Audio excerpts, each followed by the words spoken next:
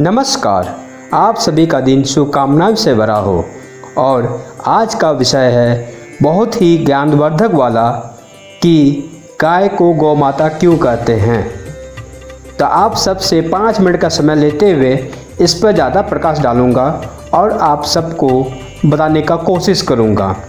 तो गौ माता की जय हो और मुझे इतनी ज्ञान दे कि आप सबके बीच में अपनी बात रख सकूं।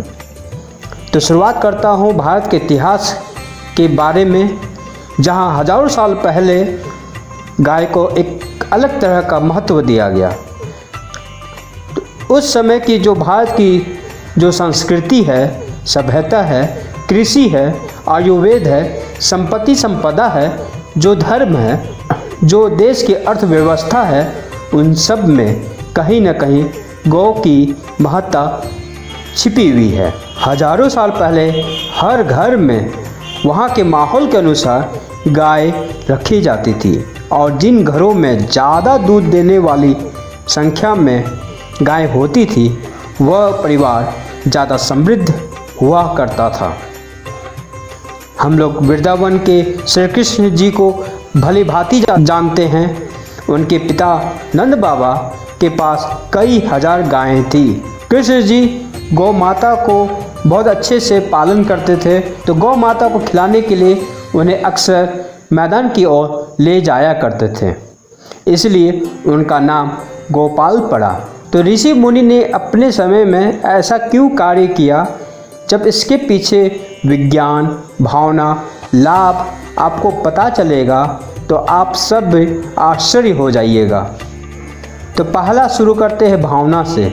जब कोई माँ अपने बच्चे को दूध पिलाती है तो उसका दूध बच्चे का भूख मिटाती है, शक्ति देती है, शरीर का विकास होता है, प्रतिरोधक क्षमता को बढ़ाता है और माँ उसे स्नेह करती है। उसी तरह भावना हमें गाय से प्राप्त होती है। गाय के दूध हमेशा मनुष्यों का भूख मिटाती है, शक्ति देती है, शरीर का विकास अच्छा से होता है, प्रतिरोधक क्षमता को बढ़ाता है और गाय से हमें स्नेह प्राप्त होता है। विज्ञान के अनुसार देखा जाए तो ऋषि मुनि गिर गाय को सबसे ज़्यादा सम्मान देते थे और गिर गाय में ईश्वर का निवास भी कहते थे।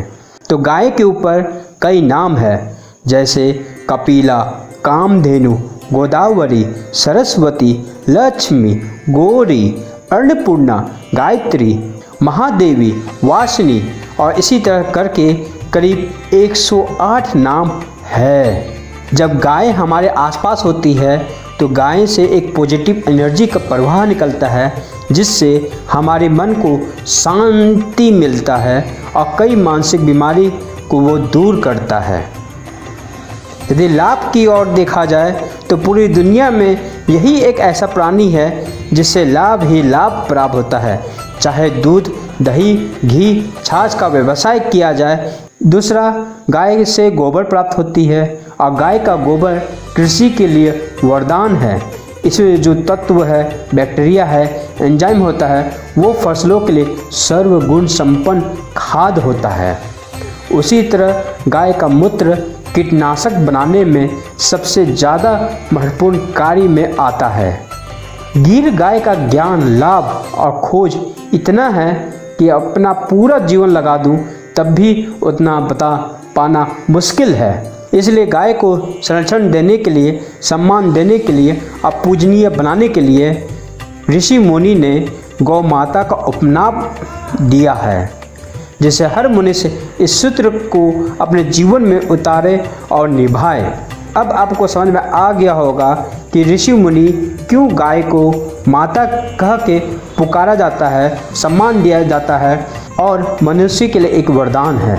इसलिए आसपास के जो भी आपकी भारतीय नस्ल की गाय मिलती है उनको सम्मान करें, उनको अपने घर की एक रोटी जरूर खिलाएं। यदि आपको वक्त मिलता है तो आसपास के आपके जो गौशाला है वहाँ पर ज़रूर जाएं और वहाँ पर कुछ समय ज़रूर बिताएं। तो आप सभी का दिन शुभकामनाएं से भरा हो। धन्यवाद।